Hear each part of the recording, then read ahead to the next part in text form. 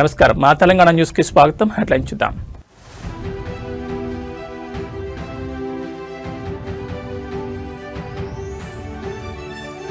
ఢిల్లీకి సీఎం రేవంత్, మహేష్ గౌడ్ రాజ్యసభ అభ్యర్థుల ఎంపికపై హైకమాండ్తో కీలక భేటీ.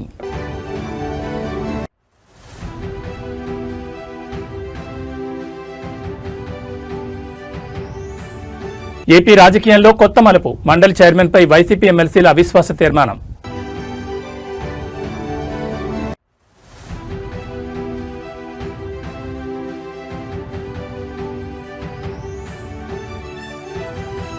జైలు నుంచి బాల్కసుమన్ విడుదల, కాంగ్రెస్ ప్రభుత్వంపై నిప్పులు చెరిగిన మాజీ ఎమ్మెల్యే.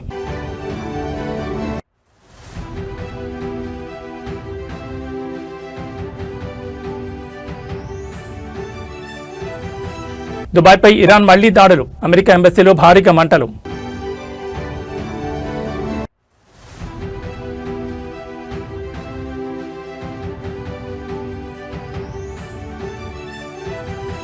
యుద్ధ భయంతో కుప్పకూలిన మార్కెట్లు, సెన్సెక్స్ 1700, నిఫ్టీ 500 పాయింట్లు పతనం. ఇక డీటెయిల్స్ చూస్తే తెలంగాణ రాజకీయాల్లో రాజ్యసభ ఎన్నికల హీట్ పెరిగింది. ఈ నేపథ్యంలో సీఎం రేవంత్ రెడ్డి రోజు ఢిల్లీకి బయలుదేరనున్నారు. ఆయనతో పాటు టీపీసీసీ చీఫ్ మహేష్ కుమార్ కూడా ఢిల్లీకి వెళ్తున్నారు. రాజ్యసభ అభ్యర్థుల ఎంపికపై పార్టీ అధిష్టానంతో కీలక చర్చలు జరపనున్నారు. 2 ఖాళీల్లో ఒక సీటు ఇప్పటికే సీనియర్ నేత అభిషేక్ మను సింఘ్వీకి ఖరారైనట్లు సమాచారం. సింఘ్వీ ఇప్పటికే హైదరాబాద్ చేరుకుని స్థానిక నాయకులతో భేటీ అయినట్టు తెలుస్తోంది. అధిష్టానం నిర్ణయాన్ని అధికారికంగా ప్రకటించే అవకాశం ఉంది. మిగిలిన ఒక్క సీటు విషయంలో మాత్రం పార్టీ వర్గాలు తీవ్ర చర్చలు సాగుతున్నాయి. ఈ సీటు కోసం పలువురు నేతలు పోటీ పడుతున్నట్టు తెలుస్తోంది. ముఖ్యంగా వి హనుమంతరావు, వేం నరేందర్ రెడ్డి పేర్లు ప్రధానంగా వినిపిస్తున్నాయి. ఇదిలా ఉండగా మాదిగ సమాజానికి అవకాశం ఇవ్వాలని ప్రముఖ దళిత నాయకుడు మందకృష్ణ మాదిగ పార్టీ అధిష్టానానికి లేఖ రాసినట్లు సమాచారం. సామాజిక సమీకరణలను దృష్టిలో ఉంచుకుని నిర్ణయం తీసుకోవాలని ఆయన విజ్ఞప్తి చేశారు. మొత్తంగా సీఎం రేవంత్ రెడ్డి ఢిల్లీ పర్యటన అనంతరం పరిస్థితి స్పష్టతకు వచ్చే అవకాశం ఉంది. రాజ్యసభ అభ్యర్థుల ఎంపికపై అధిష్టానం తుది నిర్ణయం తీసుకోనుండడంతో రాష్ట్ర కాంగ్రెస్ వర్గాల్లో ఉత్కంఠ నెలకొంది.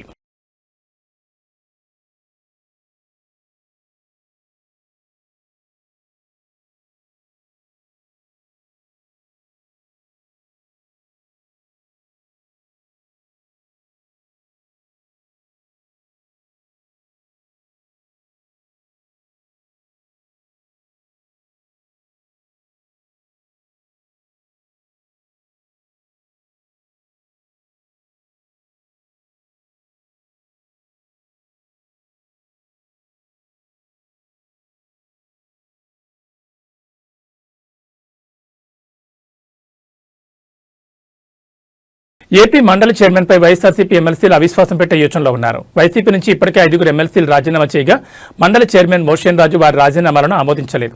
దీంతో స్పీకర్ వైఖరిపై తీవ్ర అసంతృప్తితో ఉన్న ఎమ్మెల్సీలు అవిశ్వాసం పెట్టేందుకు సిద్ధమవుతున్నారు. మొత్తం 8 మంది ఎమ్మెల్సీలు చైర్మన్పై అవిశ్వాసం పెట్టేందుకు మొగ్గు చూపగా సరిపడా సంఖ్యాబలం ఉండడంతో ఆ దిశగా అడుగులు వేస్తున్నారు. పోతుల సునీత, కర్రి పద్మశ్రీ, బల్లి కళ్యాణ్ చక్రవర్తి, మర్రి రాజశేఖర్, జయమంగళ వెంకటరమణలు అవిశ్వాస తీర్మానం పెట్టేందుకు సిద్ధమవుతున్నారు. దీంతో ఏపీ రాజకీయాల్లో ఈ అంశం హాట్ టాపిక్ గా మారింది. పదవులకు రాజీనామా చేసిన ఎమ్మెల్సీలంతా పార్టీ ఫిరాయింపులకు పాల్పడ్డారని వైసీపీ ఇప్పటికే ఫిర్యాదు చేయడంతో చైర్మన్ దీనిపై విచారణ చేపట్టారు. ఈ నేపథ్యంలో 4 రోజుల క్రితం బల్లి కళ్యాణ్ చక్రవర్తి, మర్రి రాజశేఖర్లతో విడివిడిగా సమావేశమై రాజీనామాలకు గల కారణాలను అడిగి తెలుసుకున్నారు. తమపై ఎవరూ ఒత్తిడి చేయలేదని, స్వతహాగానే రాజీనామా చేస్తున్నట్లు ఇద్దరు తెలిపారు.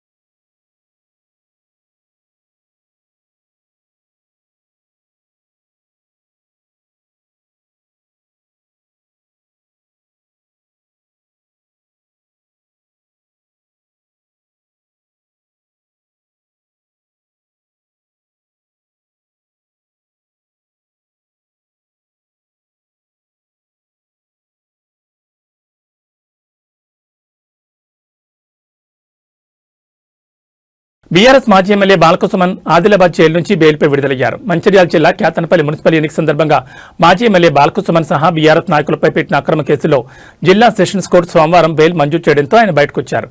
బాలకసుమన్తో పాటు రాజారెడ్డి, అనిల్, లక్ష్మీకాంత్ బెయిల్పై విడుదలయ్యారు. ఈ సందర్భంగా బాలకసుమన్ మీడియాతో మాట్లాడుతూ మున్సిపల్ చైర్పర్సన్, వైస్ చైర్పర్సన్ ఎన్నిక సందర్భంగా కేతనపల్లి మున్సిపల్ ఆఫీసుకు వెళ్తుండగా పోలీసులు అడ్డుకున్నారని తెలిపారు. మంత్రి వివేక్ వెంకటస్వామి కాన్వాయ్ను ఎలా పంపించారని అడిగితే పోలీసులు తమపై లాఠీచార్జ్ చేశారని పేర్కొన్నారు. వారు దాడి చేస్తే మాపైనే రివర్స్ లో కేసు పెట్టారని మండిపడ్డారు. ఈ ఘటనలో 22 మందిపై అక్రమ కేసులు పెట్టారని చెప్పారు.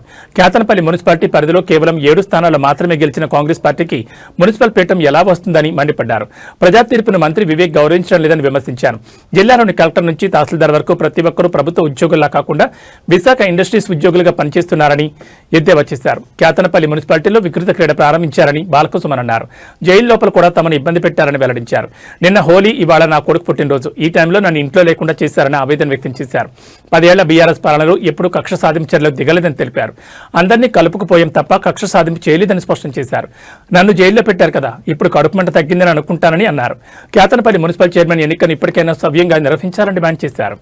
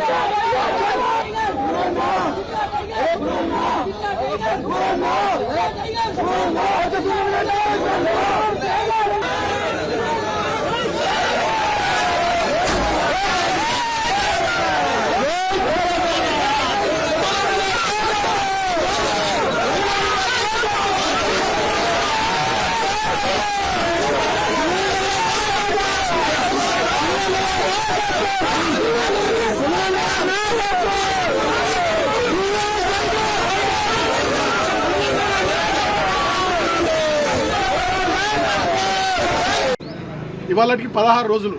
నేను ఇప్పుడు కోరుతా ఉన్న వివేక్ గారిని, ముఖ్యమంత్రి రేవంత్ గారిని, మీ కళ్ళు చల్లబడ్డాయా? మీ కక్ష తీరిందా? మీ కడుపు మంట చల్లారిందా? నన్ను జైల్లో పెట్టిరుగా 16 రోజులు. ఇంకా దుర్మార్గం ఏంటంటే నాకు మొన్ననే బెయిల్ రావాలి. మంచిర్యాల కోర్టు వచ్చింది, హైదరాబాద్ కోర్టు వచ్చింది, చెన్నూరు కోర్టులో నాకు బెయిల్ రావాలి. బలవంతంగా ప్రభుత్వ పెద్దలు ఒత్తిడి చేసి 5వ తేదీకి వాయిదా వేయించారు. కారణం ఏందో తెలుసా? నిన్న హోలీ, ఇవాళ నా చిన్న కొడుకు పుట్టినరోజు. ఈ 2 సందర్భాలలో నేను నా ఇంటికాడ నా కుటుంబ సభ్యులతో ఉండొద్దనే ఒక సాడిస్టిక్ ప్లెజర్, పైశాచిక ఆనందం కొద్దీ నిన్న ఇవాళ నన్ను జైల్లో ఉంచాలని చెప్పి 5వ తేదీకి వాయిదా వేయించారు. కానీ నేను మా అడ్వకేట్లకు సెల్యూట్ చేస్తూ ఉన్నా. మా కేసీఆర్ గారు ఎప్పటికప్పుడు మానిటర్ చేసి వారికి కూడా కృతజ్ఞతలు. మా అడ్వకేట్లు మంచిర్యాలలో కానీ, చెన్నూరులో కానీ, హైదరాబాద్లో కానీ మాకు బెయిల్ రావడానికి వాళ్ళు బాగా కృషి చేసి వాళ్ళకు హృదయపూర్వకంగా కృతజ్ఞతలు. రంగుల పండుగ హోలీని మేడ్చల్ ఎమ్మెల్యే మల్లారెడ్డి అత్యంత ఉత్సాహంగా జరుపుకున్నారు. బోయినపల్లిలోని ఆయన నివాసంలో ఏర్పాటు చేసిన వేడుకల్లో కుటుంబ సభ్యులు భారీ సంఖ్యలో తరలివచ్చిన కార్యకర్తలతో కలిసి ఆయన రంగులు పూసుకున్నారు. ఎప్పుడూ తనదైన మాటలతో, మేనరిజంతో అందరినీ అలరించే మల్లారెడ్డి ఈసారి హోలీ పాటలకు కార్యకర్తలతో కలిసి తీన్మార్ స్టెప్పులు వేశారు. హోలీ అంటే సంతోషం, అందరూ కలిసిమెలిసి ఉండాలని ఆయన ఈ సందర్భంగా సందేశాన్ని ఇచ్చారు. మల్లారెడ్డి డాన్సులు చేస్తున్న వీడియోలు ప్రస్తుతం సోషల్ మీడియాలో వైరల్ అవుతున్నాయి.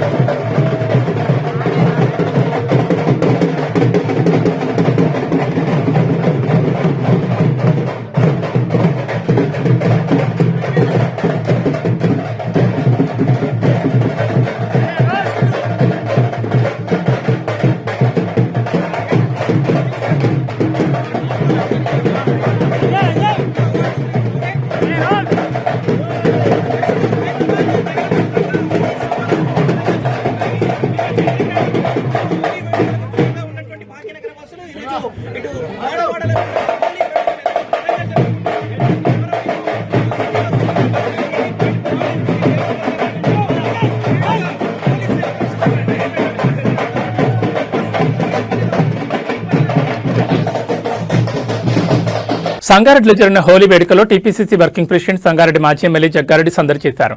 రామ్ మందిర్ దగ్గర జరిగిన వేడుకల్లో చిన్ననాటి మిత్రులు, సన్నిహితులు, స్థానిక ప్రజలపై రంగులు చల్లారు జగ్గారెడ్డి.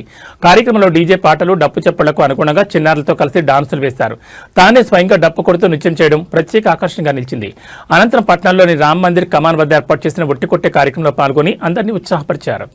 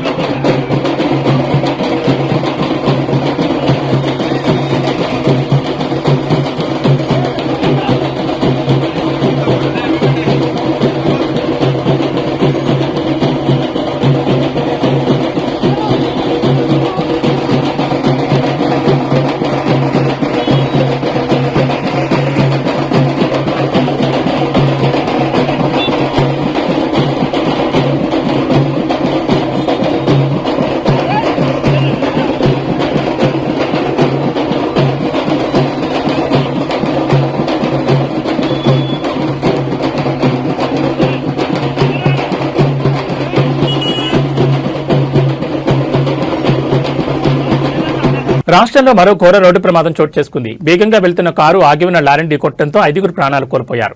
ఈ షాకింగ్ సంఘటన ఆంధ్రప్రదేశ్ రాష్ట్రంలోని చిత్తూరు జిల్లా గంగవరం మండలం వైఎస్ఆర్ జంక్షన్ సమీపంలో చోటు చేసుకుంది. అతివేగంగా వచ్చిన కారు కంటైనర్ను ఢీకొట్టడంతో ప్రమాదం తీవ్రత భారీగా మారింది. ఈ ప్రమాదంలో 3 మహిళలు సహా మొత్తం 5గురు ప్రాణాలు కోల్పోయారు. ఈ ప్రమాదానికి గురైన కారు బెంగళూరు నుంచి తిరుపతి వెళ్తుండగా చోటు చేసుకున్నట్టు తెలుస్తోంది. ఈ సమాచారం అందుకున్న పోలీసులు సంఘటనా స్థలాన్ని చేరుకుని మృతదేహాలను స్థానిక ప్రభుత్వ ఆసుపత్రికి తరలించారు. అనంతరం కేసు నమోదు చేసుకుని దర్యాప్తు చేస్తున్నట్టు తెలిపారు. కాగా ఈ ఘటనకు సంబంధించిన పూర్తి వివరాలు ఇంకా తెలియాల్సి ఉంది.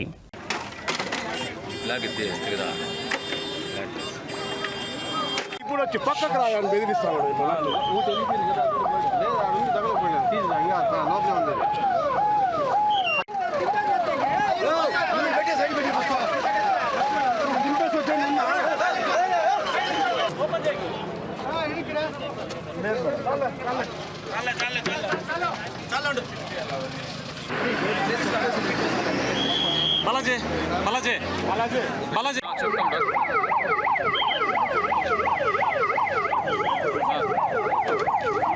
నార్మల్ ఎన్నో ఏళ్లుగా వస్తున్న సాంప్రదాయాన్ని కొనసాగించే క్రమంలో పెద్ద మొత్తంలో భక్తులు అగ్నిగుండంలో పడిపోవడంతో తీవ్ర గాయాలయ్యాయి. ఈ షాకింగ్ సంఘటన ఉమ్మడి నల్గొండ జిల్లా వేములపల్లి మండలం ఆమనగల్లు గ్రామంలో జరుగుతున్న శ్రీ పార్వతీ రామలింగేశ్వర స్వామి ఉత్సవాల్లో చోటు చేసుకుంది. స్వామివారి కళ్యాణోత్సవం అనంతరం నిర్వహించిన అగ్నిగుండం కార్యక్రమంలో ఊహించిన విధంగా తొక్కిసలాట జరగడంతో భక్తులు నిప్పుల గుండంలో పడిపోయారు. ఈ హృదయ విదారక సంఘటనలో సుమారు 10 మంది భక్తులకు తీవ్ర గాయాలయ్యాయి. మహాశివరాత్రి ఉత్సవం అనంతరం పార్వతీ రామలింగేశ్వర స్వామి కళ్యాణం ఘనంగా చేశారు. ఇందులో భాగంగా ఈ రోజు తెల్లవారుజామున 4 గంటలకు భక్తులు భక్తి శ్రద్ధలతో అగ్నిగుండం దాటే కార్యక్రమం నిర్వహిస్తున్నారు. ఈ క్రమంలో భక్తుల రద్దీ ఒక్కసారిగా పెరిగిపోయింది. అగ్నిగుండం దాటుతున్న సమయంలో వెనుక ఉన్న వారు ఒక్కసారిగా ముందుకు తోసేయడంతో తొక్కిసలాట చోటు చేసుకుంది. ఒకరినొకరు నెట్టుకోవడంతో అగ్నిగుండం దాటుతున్న వారు నియంత్రణ కోల్పోయి నేరుగా నిప్పుల కుప్పలో పడిపోయారు. ఈ ప్రమాదం జరిగిన వెంటనే అక్కడే విధుల్లో ఉన్న పోలీసులు స్థానికులు వెంటనే స్పందించి తమ ప్రాణాలకు తెగించి నిప్పుల్లో పడిపోతున్న భక్తులను బయటకు లాగారు. పోలీసుల అప్రమత్తతో పెద్ద ప్రాణాపాయం తప్పినప్పటికీ 10 మంది భక్తులు నిప్పుల్లో పడి గాయపడ్డారు. బాధితులను హుటాహుటిన చికిత్స నిమిత్తం సమీపంలోని ఆసుపత్రికి తరలించారు. ప్రస్తుతం వారికి వైద్యులు అత్యవసర చికిత్స అందిస్తున్నారు. భక్తి పారవస్యంలో ఉన్న భక్తులు ఒక్కసారిగా జరిగిన ఈ ప్రమాదంతో తీవ్ర భయాందోళనకు గురయ్యారు.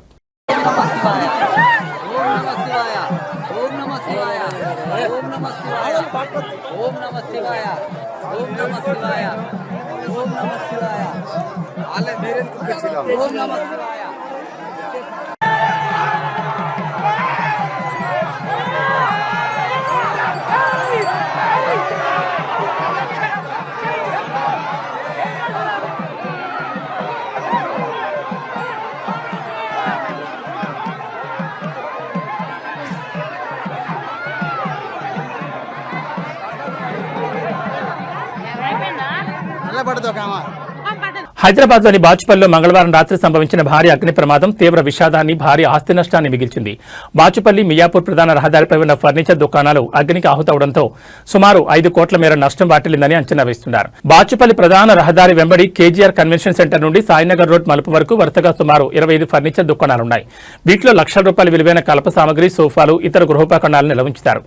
మంగళవారం రాత్రి 10 గంటల 45 నిమిషాల సమయంలో ఒక్కసారిగా మంటలు చెలరేగడంతో ఈ ప్రాంతమంతా దట్టమైన పొగతో నిండిపోయింది. ప్రాథమిక సమాచారం ప్రకారం విద్యుత్ షార్ట్ సర్క్యూట్ కారణంగా ఒక దుకాణంలో మంటలు మొదలయ్యాయి. కలప సామగ్రి కావడంతో మంటలు అతి వేగంగా పక్కనే ఉన్న మరో 17 దుకాణాలకు విస్తరించాయి. మొత్తం 18 షాపులు పూర్తిగా కాలి బూడిదయ్యాయి. కొందరు వ్యాపారులు తమ దుకాణాల్లోనే నివాసం ఉంటుండటంతో అక్కడ వంట గ్యాస్ సిలిండర్లున్నాయి. మంటల వేడికి సిలిండర్లు భారీ శబ్దాలతో పేలిపోయాయి. దీంతో స్థానికులు భయాందోళనతో పరుగులు తీశారు. ఈ మంటల ధాటికి సమీపంలోని కేజీఆర్ కన్వెన్షన్ సెంటర్ ముందు భాగం కూడా పాక్షికంగా దెబ్బతింది. సమాచారం అందుకున్న వెంటనే అగ్నిమాపక సిబ్బంది పలు శకటాలతో ఘటనా స్థలానికి చేరుకున్నారు.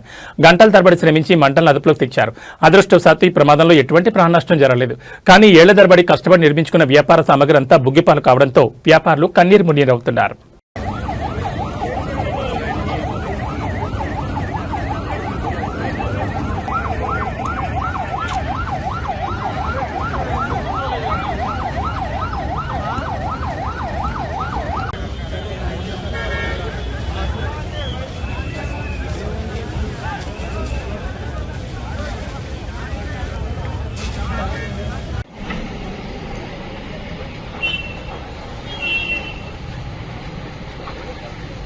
ఇదంతా ఫర్నిచర్ షాపులు కదా, లోపలన్నీ తగలబడిపోతున్నాయి. KGR function back side, KGR function back side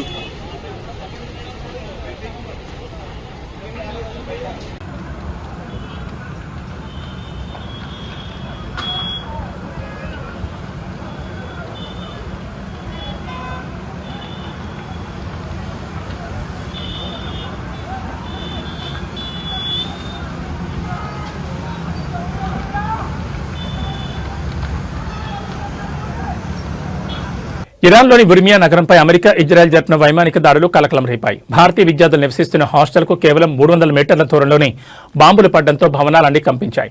ఉర్మియా యూనివర్సిటీలో చదువుకుంటున్న కాశ్మీరీ విద్యార్థులు తీవ్ర భయాందోళనకు గురయ్యారు. ప్రతి గంటకు ఫైటర్ జెట్లు గాల్లో చక్కర్లు కొడుతున్నాయని, స్థానికులు నగరాన్ని వదిలి వెళుతున్నారని సమాచారం. యుద్ధం కారణంగా ప్రాంతమంతా దట్టమైన పొగతో నిండిపోయింది.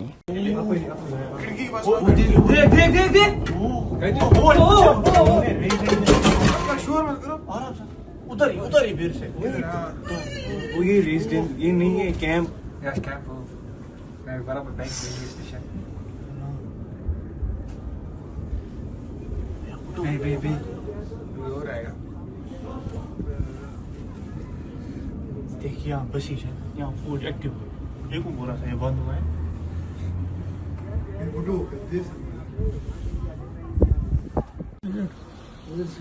عشان نماذج الله قسم randomly fake. అమెరికా ఇజ్రాయెల్పై ఇరాన్ ప్రతీకార దాడులు కొనసాగుతున్నాయి. గల్ఫ్ దేశాల్లో అమెరికా కార్యాలయాలు, వైమానిక స్థావరాలు లక్ష్యంగా దాడులు జరుగుతున్నాయి. తాజాగా దుబాయ్లోని అమెరికా రాయబార కార్యాలయంపై డ్రోన్ దాడి చేసింది. దీంతో రాయబార కార్యాలయంలో భారీగా అగ్ని ప్రమాదం సంభవించింది. ఇందుకు సంబంధించిన వీడియో వైరల్ అవుతోంది. శనివారం Iran supreme leader Ayatollah Khamenei హత్య దగ్గర నుంచి ఇరాన్ ప్రతీకార దాడులతో చెలరేగిపోతోంది. ఆది, సోమ, మంగళవారం వరుస దాడులతో విరుచుకుపడుతోంది. గల్ఫ్ దేశాలని ఇరాన్ లక్ష్యంగా చేసుకుని దాడులు చేస్తోంది. కువైట్, రియాద్లోని అమెరికా రాయబార కార్యాలయాలు లక్ష్యంగా దాడులు జరిగాయి. డ్రోన్ క్షిపణితో ఇరాన్ దాడులు చేస్తోంది. దుబాయ్లోని అమెరికా కాన్సులేట్ సమీపంలో డ్రోన్ దాడి చేయడంతో అగ్ని ప్రమాదం జరిగింది. కానీ ఎవరికీ ఎటువంటి గాయాలు కాలేదని తెలుస్తోంది. రాయబార కార్యాలయ సిబ్బంది సురక్షితంగా ఉన్నారని అమెరికా విదేశాంగ కార్యదర్శి మార్కో రూబియో ధృవీకరించారు. మంగళవారం తెల్లవారుజామున రియాద్లోని అమెరికా రాయబార కార్యాలయంపై ఇరాన్ 2 డ్రోన్లు దాడి చేయడంతో స్వల్ప అగ్ని ప్రమాదం సంభవించిందని సౌదీ అరేబియా రక్షణ మంత్రిత్వ శాఖ తెలిపింది.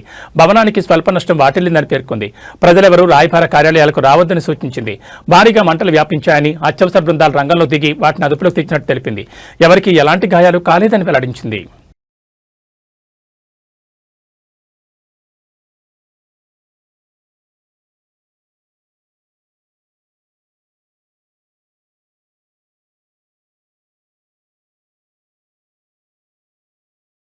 అమెరికా, ఇజ్రాయెల్ దేశాలు ఇరాన్పై చేసిన సంయుక్త దాడి మిడిల్ ఈస్ట్ కంట్రీస్పై తీవ్ర ప్రభావం చూపుతోంది.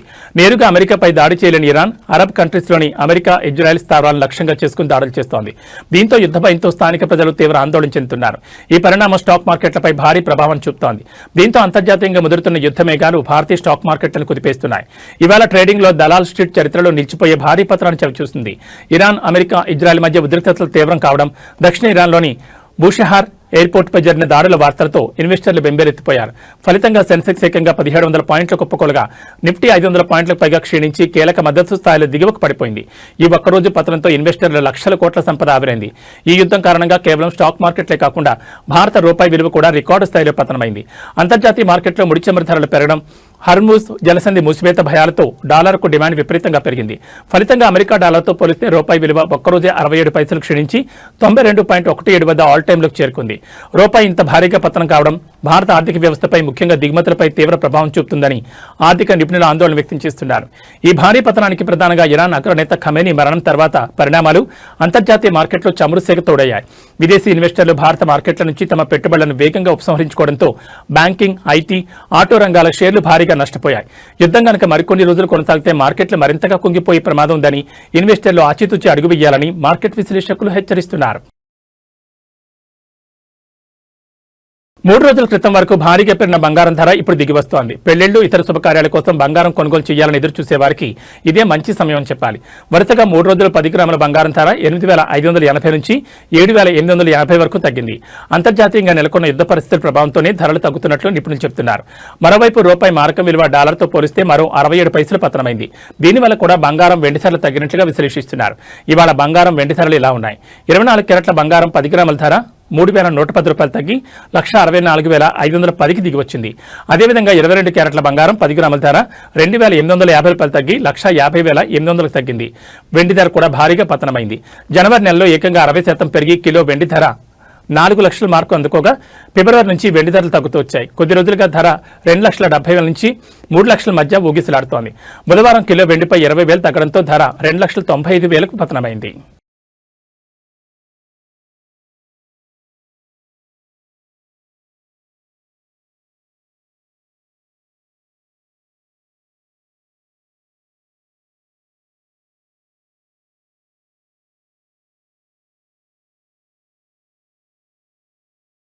న్యూస్ ముగించే ముందు హెడ్లైన్స్ మరోసారి.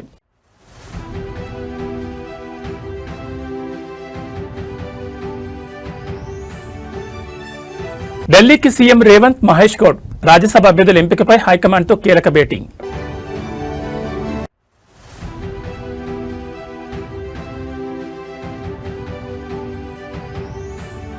ఏపీ రాజకీయంలో కొత్త మలుపు, మండలి చైర్మన్పై వైసీపీ ఎమ్మెల్సీల అవిశ్వాస తీర్మానం.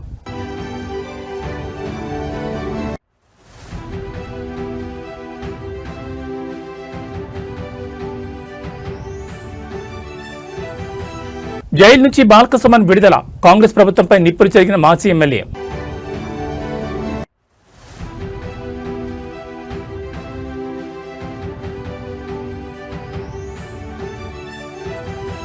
దుబాయ్పై ఇరాన్ మళ్లీ దాడులు, అమెరికా ఎంబసీలో భారీగా మంటలు.